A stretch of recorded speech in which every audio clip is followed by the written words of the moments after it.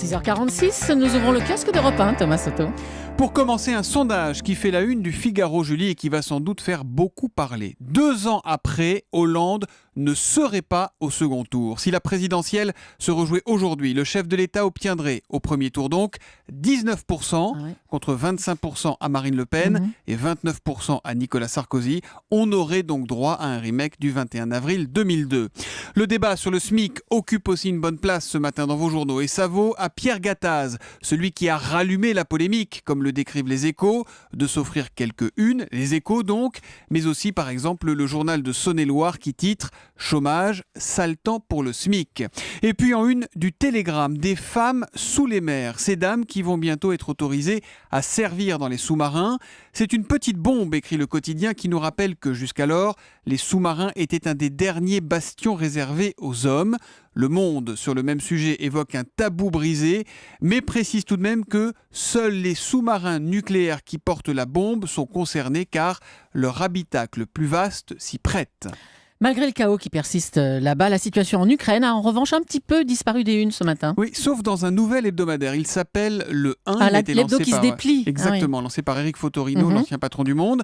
L'idée, c'est de ne traiter qu'un seul thème chaque semaine. Et cette fois-ci, c'est Vladimir Poutine. Poutine, cet homme que nous aimons tant haïr. Le journal a eu l'excellente idée de ressortir un papier écrit par l'opposante russe assassinée en 2006, la journaliste Anna Politkovskaya. Et voici ce qu'elle disait du président russe à l'époque. Son approche est celle d'un officier du KGB. Dans un premier temps, il sonde le terrain en laissant filtrer des bribes d'informations. Il mesure ainsi les réactions. S'il n'en décèle aucune, tout va bien. Il peut alors mettre en place ses projets.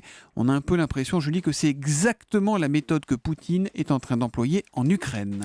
Enfin, aujourd'hui en France, lance un cri du cœur, ou plutôt un cri d'exaspération, je dirais. Mais lâchez donc vos téléphones, c'est le titre du journal.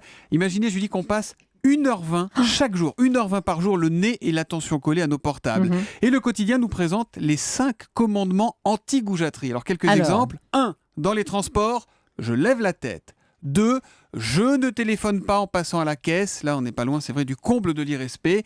Ou encore 3. Je ne pose pas mon portable sur la table au restaurant. Le portable, il reste dans la poche.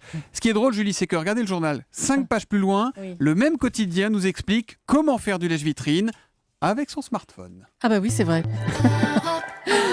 Europe 1, 6h49.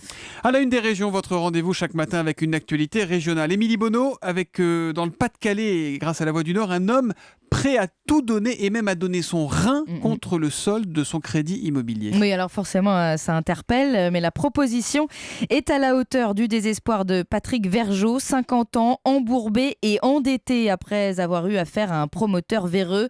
70 000 €, c'est la somme qu'il lui reste à verser à la banque pour un appartement dont il n'aura jamais les clés. C'est donc à lire dans La Voix du Nord, un dossier que le journal suit depuis plusieurs années. À l'origine, un projet très séduisant, d'éco-quartier près d'Arras, soutenu en plus par la communauté urbaine. 26 familles décident alors d'investir. Nous sommes à l'été 2010. 4 ans après, pas de maison et une information judiciaire ouverte en décembre dernier au tribunal de grande instance de Lille pour escroquerie en bande organisée. 4 ans que ces 26 familles remboursent leurs crédits immobiliers. 4 ans qu'elles multiplient aussi les actions, des manifestations, la création d'un site internet aussi, mais elles ont le sentiment aujourd'hui d'être abandonnées. La justice n'avance pas assez vite pour elles.